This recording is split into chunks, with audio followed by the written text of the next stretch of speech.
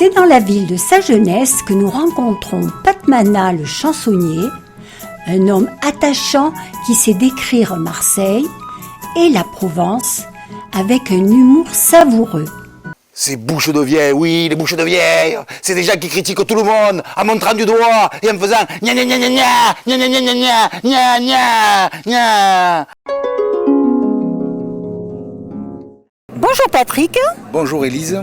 Tu as créé le rôle de Patmana. À l'origine, qui est Patmana ? Après plusieurs emplois dans le privé et dans le public, et avec la passion du sport, je suis devenu professeur de boxe française, de boxe américaine, maître nageur, éducateur sportif, avant de basculer dans le côté spectacle, chanson et humour. C'est moi Gaston, le boulanger de la Treille. Le boulot, je m'en bats les oreilles. Mais avant j'étais boulanger à Olioul. 35 ans que je fais ce métier. C'est dur de se lever tous les matins de bonne heure pour faire du bon pain. Heureusement, j'ai l'appartement au-dessus du magasin. Avec le four, j'ai un bon chauffage. Le problème, c'est les odeurs. Quand je fais un bisou à ma femme, j'ai l'impression d'embrasser une fougasse. Qui c'est qui fait du bon pain pour tout le quartier et les alentours? Gaston. Grâce à moi, ils appellent le département les Bouches du Rhône. Tiens, bonjour madame, ciao. Un demi-kilo de pain, comme d'habitude. Voilà, il est encore tout chaud. 25 centimes. Comment passe-t-on de prof de sport à chansonnier ? Par passion. On fait des essais, puis après, la passion nous fait basculer d'un côté à l'autre, et sans regret, parce qu'aujourd'hui, je suis à fond complètement dans le spectacle. C'est toi qui écris tes textes et tes chansons ? Oui, je suis auteur, compositeur, interprète, et je puise mon inspiration autour de ce que j'entends. Par exemple là, un bruit de bateau, ou sur un marché, une terrasse d'un café, un mot, une phrase, ça me sert d'inspiration, ou je note, ou j'enregistre sur un dictaphone, puis après, plus tard je développe, ça peut devenir un sketch, une chanson, ou rien du tout. Marseille est une femme, si tu veux la séduire, il faut le mériter. C'est une vieille dame âgée de plusieurs siècles avec des coins secrets. Très fort caractère, un petit peu jobastre et beaucoup d'excès. Pour être adopté, viens avec moi, je vais te faire revisiter. Du côté de la Treille, on entend encore des chants provençaux. Château de la Busine, les anchois tropicaux, la nostalgie c'est beau. À l'ombre des platanes, tout le monde est prêt pour le grand défi. Mais quand je perds au boule, 13-0, j'embrasse le cul de Fanny. De la Madra jusqu'à l'Estac, en passant par David, il y a 20 kilomètres. L'été c'est tout bouché, il faut plus de 15 heures pour faire 30 mètres. Tous les restos du coin te font sentir la bouillabaisse et la yoli. J'ai encore perdu au boule, 13-0, j'embrasse le cul de Fanny. Dans tes sketchs et tes chansonnettes, on retrouve des paroles coquines. Oui, mais c'est du parler usuel et accessoire. Mais moi, je préfère mieux utiliser les sous-entendus. Un sous-entendu, c'est dire quelque chose sans le dire. Ensuite, le public remplace le non-dit par la couillonnade qui correspond. Et des couillonnades, on en dit à Marseille. Purée, qu'est-ce qu'on en dit? On ne s'arrête pas. Ça fait du bien au cœur. Ah ouais, au cœur et partout. Pour le moral, c'est excellent.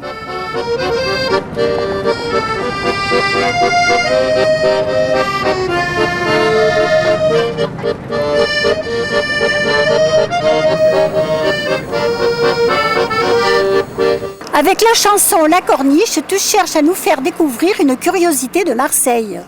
Oui, c'est une petite balade qui part du centre et qui longe le bord de mer en passant du Vieux-Port, les Catalans, la Corniche, avec ici le plus long banc du monde. Il fait 3 km de long. 3 km 3 km, oui. C'est le plus long du monde. Pour arriver ensuite au Prado, la vieille chapelle, la Pointe Rouge, et finir à la Calanque de Niolon avec beaucoup d'humour. Quand je me promène dans Marseille, je prends souvent le tramway afin de surprendre ma belle et surtout la faire rêver. En faisant le tour du vieux port, je me lance dans un corps à corps. Elle me dit: mon Dieu que c'est beau, on voit le palais du Pharaon. À la plage des Catalans, sur le sable jouent des enfants. J'aime me frotter contre elle en lui mordillant l'oreille. Mais quand on arrive sur la corniche, je lui touche un peu les miches, la calanque de la veste, je lui pincerai les fesses.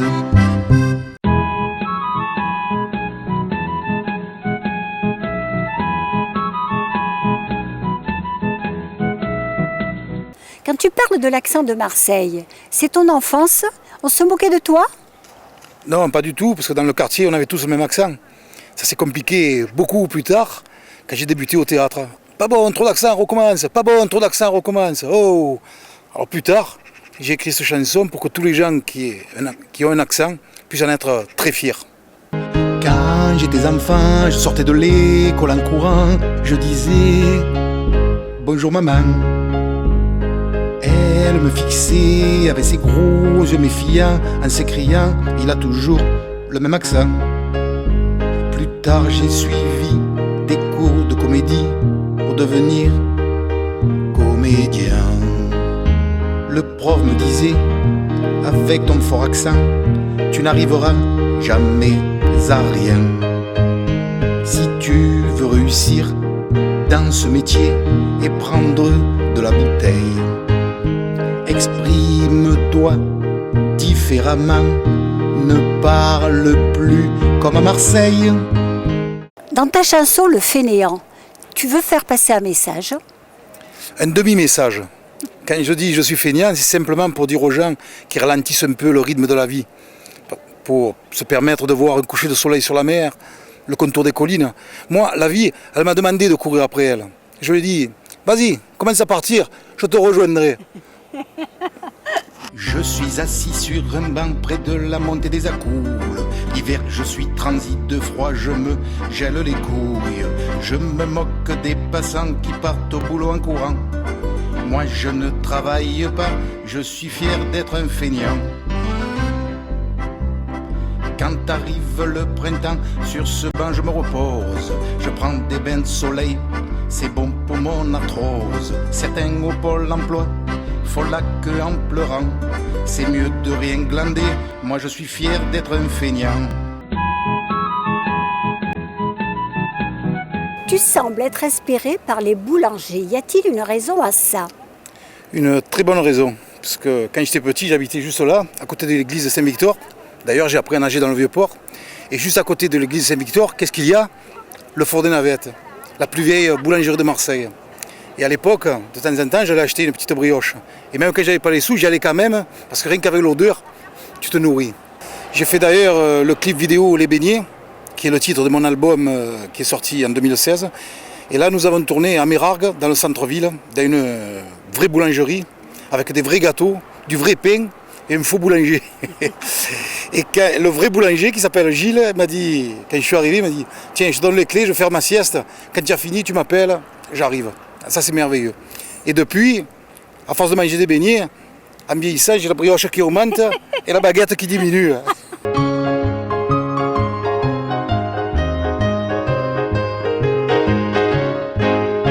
C'est ma femme qui les fait, c'est moi qui les vends. C'est ma femme qui encaisse l'argent. Un jour, je serai riche grâce à mon métier.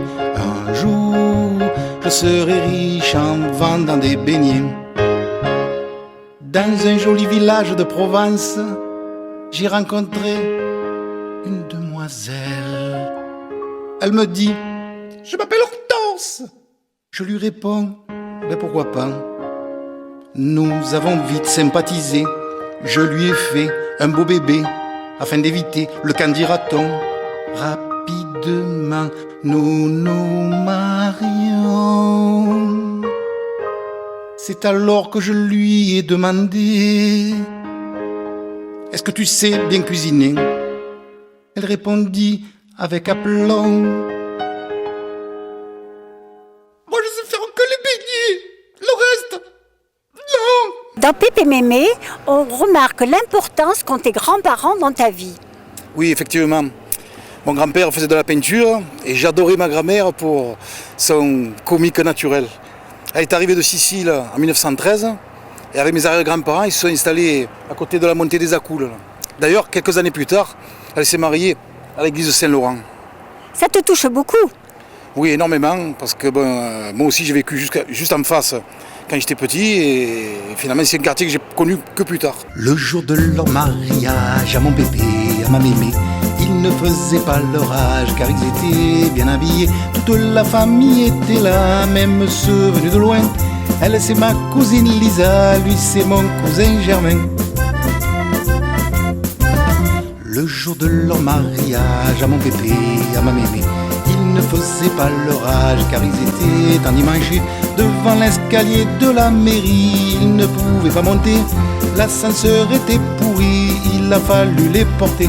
Quand le maire fit son blabla, Pépé a dit oui à tour de bras. Les témoins sont restés baba quand mémé a crié: tu vois pas qu'il est fada?